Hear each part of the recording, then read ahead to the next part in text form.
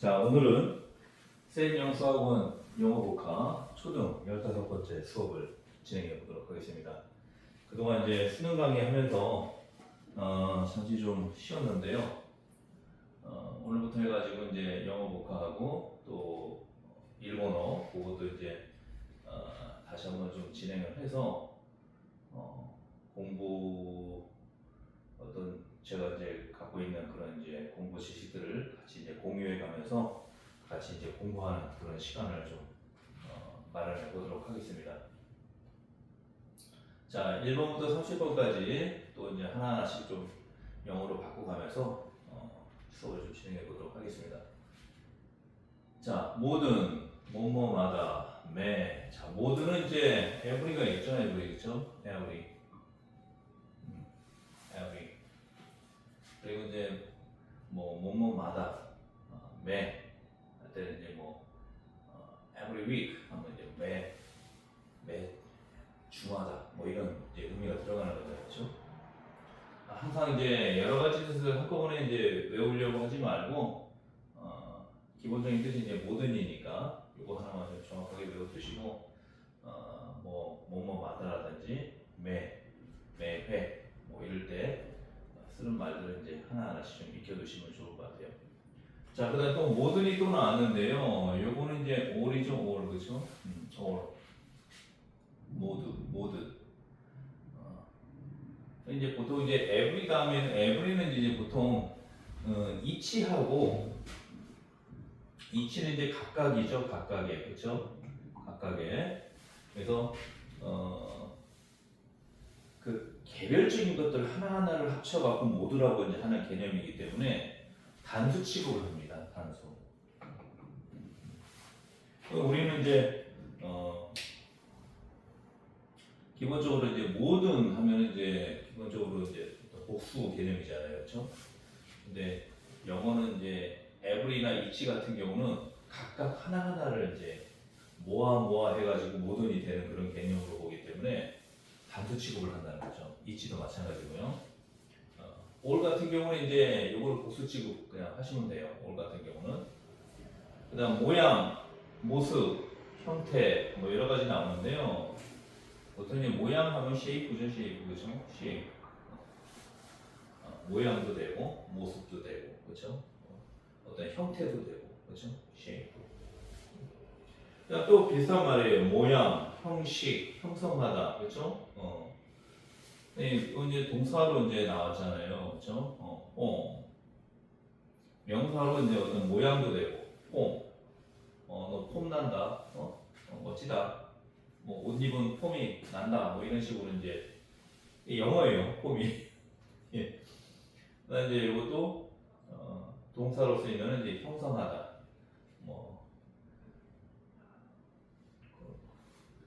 폼 난다 이런 식으로 해도 되겠죠, 그렇죠? 폼 난다, 형성하다, 폼 난다, 그렇죠? 자, 그래서 이제 그냥 하나씩만 외워두세요. 모양, 쉐이프, 그렇죠? 얘는 이제 주로 형성하다 어떤 동사로 좀 많이 쓰이니까 이런 식으로. 그다음에 모으다, 수집하다, 컬렉트죠, 컬렉트. 자, 우리 저번에 이제 그 수능 강의할 때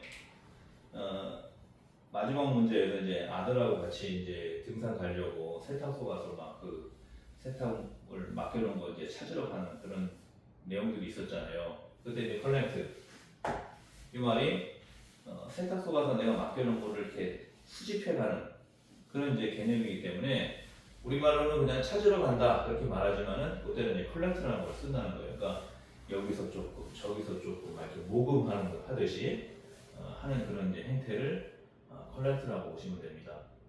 그래서 이제 컬렉션 하면 뭐예요? 명사형으로서 컬렉션 하게 되면 내가 그동안에 모아놓은 것들 그런 어떤 수집품들 그런 것들을 이렇게 장식장에다가 놔둔 거 그런 상황을 이제 우리가 이제 컬렉션이라고 하죠. 그래서 수집품 뭐 이렇게 보시면 될 거예요. 모임 미팅이죠, 미팅. 모임이라든지 집회라든지 조금 더 유식하게 말하면 집회죠, 그렇죠? 네, 일반적으로 이제 모임하면 이제 미팅, 그렇죠? 집회하면 이제 어셈블리 이런 식으로 또 표현도 하는데 일단은 여기 뭐 초등 단어 수준이니까 미팅으로 이제 보시면 되고 이것도 마찬가지예요. 얘네들은 이제 그 발음을 T자 발음을 좀 싫어한다 그랬잖아요. 그래서 이게 T가 D로 발음이 전환이 됩니다. 그래서 meeting 이렇게 되는 거예요. meeting. 근데 이걸 조금 더 발음을 빨리 하면은 이게 R 발음이 돼요. 그래서 meeting이 돼요. meeting. 그래서 미팅 뭐 이렇게 하면 이제 그건 콩글리시가 되는 거고 영어로 말할 때는 이제 meeting 이런 식으로 좀 부드럽게 발음을 해줘야 됩니다. 그다음에 모자 햇이죠 햇 그렇죠 햇. 일반적인 모자 햇 그리고 이제 우리 뭐 그 옛날에 이제 어떤 그 책 달린 모자들 있잖아요 그렇죠 책 달린 모자 우리 이제 그 조선시대 때 썼던 그 갓 같은 거 그렇죠 그렇게 이제 챙이 달린 모자들은 이제 캡이라고 합니다 캡 챙 달린 모자. 근데 이제 챙이 안 달린 그냥 일반 모자도 그냥 햇이라고 보면 되고요. 그다음 모형, 모델도 이게 영어죠. model, model. 영어 스펠링대로는 델이죠. 모델, 그렇죠? 모델. 여기 이제 일본어를 통해서 이제 들어왔기 때문에 모델이 되는 거고, 얘네들은 이제 일본 사람들은 이제 스펠링대로 읽으니까 모델, 그렇죠? 이제 실제로 이제 모델이 아니고 마더이죠, 마더, 그렇죠? 마더. 그럼 모델이 이제 기본적인 뜻이고, 자, 다음 우리 목이죠, 목. 네, 그렇죠? NCK, 네, 네, 그렇죠? 목. 그다음 목구멍, throat, 그렇죠? throat, 목구멍, throat. 자, 목소리는 보이스죠, 보이스, 그렇죠? 보이스. 목소리가 크든 loud, 그렇죠? loud. 목소리가 크든. 그다음에 목욕은 이제 bath, 그렇죠? bath. 여기 이제 room이 들어가면은 bathroom, 그렇죠? 그래서 이제 목욕탕이 되는 거죠, 그렇죠? 목욕탕, bathroom, 그렇죠? 목욕하다는 여기에 이제 이를 붙여가지고 베이트라고 합니다. 베이트, 그렇죠? 베이트. 네, 이거는 베스트, 스에 더 가깝고요. 이거는 베이트, 뜨에 더 가깝습니다. 그래서 이거는 이거는 뜨. 이런 식으로 발음하면 좋을 것 같아요. 베이트. 목이 마르는 source이죠. source. 목이 마른. 몸, 바디죠, 바디. 몸이니까 뭐 육체, 신체 다 가능한 말이죠. 그다음 몸짓, 제스처, 그렇죠? 제스처. 그러니까 이 제스처도 영어예요. 요 폼도 영어고 제스처도 영어입니다. 우리나라 말화 된 거죠, 그렇죠? 그다음 무거운은 헤비죠, 헤비, 그렇죠? 헤비급. 무거우니까 이제 심한 이런 뜻도 되는데 항상 이제 우리가 그 의미를 확장해 나갈 때는요 좀 비슷한 어감들 예를 들어서 무거운 건데 이게 심한하고 헐거운 이런 뜻이 있을 때 어떤 게 좀 더 가까워요? 무거우니까 심한 쪽에 더 가깝겠죠, 그렇죠? 이런 것들을 이제 하나 좀 정문을 해보면은 심한이라는 것은 이제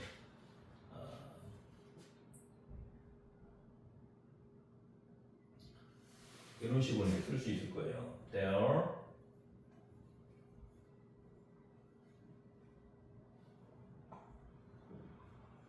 having fighting in the capital.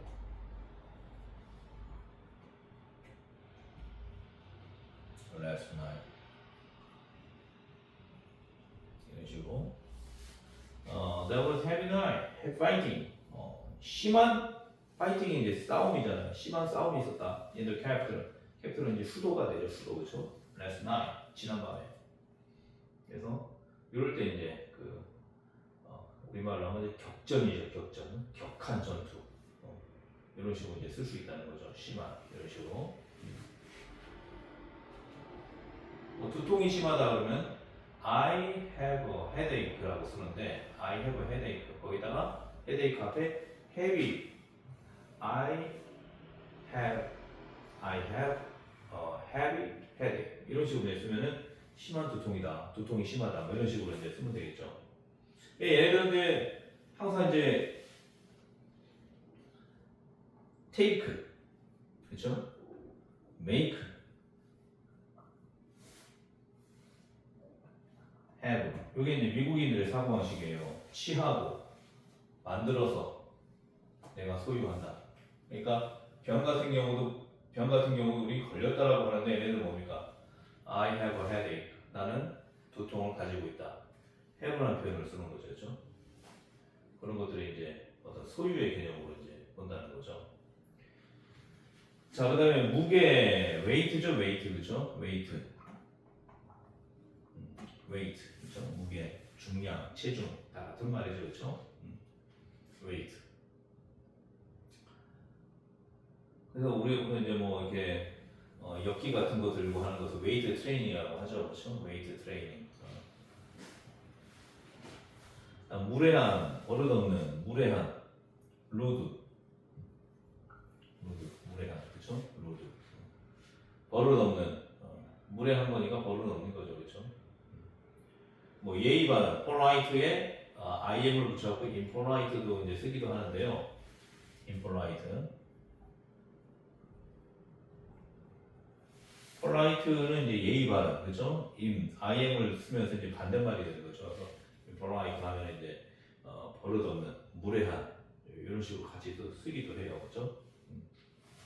이거는 이제 보통 한 고등부 수준, 그렇죠? 그 정도 이제 단어로 보면 되고, 루드 같은 경우는 이제 초등 수준의 그런 단어로 보면 될 것 같습니다. 자, 무릎은 니죠, 니. 무릎하고 이제 발목 같은 경우, 발목 정도는 좀 같이 알아두면 좋을 것 같아요. 우리 신체 단어니까 발목, 앵클. 그 다음에 이제 팔꿈치 있죠, 팔꿈치. 무릎을 했으니까 팔꿈치도 해야죠, 그렇죠? 엘보. 그 다음에 손목. 우리 발목에 해당하는 손목. 요거는 뭡니까? wrist. 이 정도는 이제 같이 외워두면 좋을 것 같아요. 기본적으로 이제 그 내 신체에 관련된 그런 단어들은 우리가 일반적으로 이제 그 어떤 초급 수준의 그런 단어로 볼 수가 있어서 우리가 항상 이제 눈에 쉽게 접하는 이제 그런 이제 명사들 있잖아요, 현상들 그런 것들은 이제 특히 이제 우리 신체 같은 경우는 기본적으로 좀 알아두면 좋죠, 그렇죠? 그다음 무서운, 끔찍한, 지독한, 무서운, 테러블.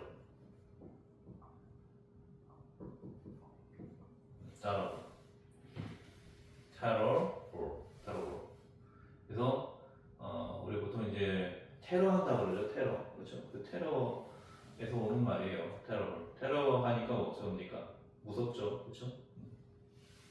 이런 것도 이제 한 가지 뜻만 정확하게 좀 외워두고 무서우니까 어떻습니까? 끔찍하고, 그리고 또 지독하고, 무시무시하고 뭐 그런 거죠, 그렇죠? 그 다음에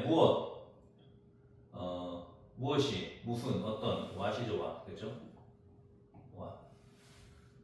무엇이, 무슨, 어떤, 그렇죠? 무엇인가, something. 보통 이제 이 some이 어떤, 몇몇 이런 의미가 있어요. 그래서 어떤 것이 되는 거죠, something, 그렇죠? 어떤 것이니까 뭔지 모르잖아요. 그러니까 무엇인가 이렇게 이제 얘기해도 되고, 보통 이제 something 같은 경우는 긍정문에 오고 anything 같은 경우는 이제 부정문, 그렇죠? 부정문이나 의문문 이런 쪽이 오죠. 그래서 something이나 anything이나 같은 말이에요. 같은 말인데 긍정문에는 something을 쓰고 그리고 부정문이나 의문문일 때는 anything을 쓴다는 거 그런 식으로 준비하시면 될 것 같고 그 다음에 문, door, door도 이게 그러니까 우리 이게 영어입니다. 영어 그죠? 또 그죠? 그 다음에 조금 이제 문보다는 조금 더 또 현관문의 개념 좀 더 큰 문 그걸 이제 게이트라고 하죠. 게이트 그죠? 게이트도 이게 거의 우리나라 말처럼 돼버렸죠. 그죠? 출입문 그러니까 현관문을 게이트라고 보시면 됩니다. 그리고 보통 이제 각 방의 문들은 이제 도어라고 보면 되죠, 그렇죠? 물론 이제 뭐 현관. 근데 여기서 이제 현관이라는 것은 이제 아파트 현관 이런 것처럼 우리 보통 뭐 아파트라든지 빌라 그런데 이제 현관문은 이제 작은 문에 해당하고 도어처럼 보면 되고 일반 이제 뭐 주택이라든지 단독주택이라든지 그렇죠 이런 데는 이제 그 문이 좀 더 크죠, 그렇죠? 아파트도 이제 그 출입구 문 그런 것들은 되게 크잖아요, 그렇죠? 그렇게 큰 문 같은 경우는 이제 게이트로 이렇게 보시면 되죠. 문장이라든지 선고, sentence.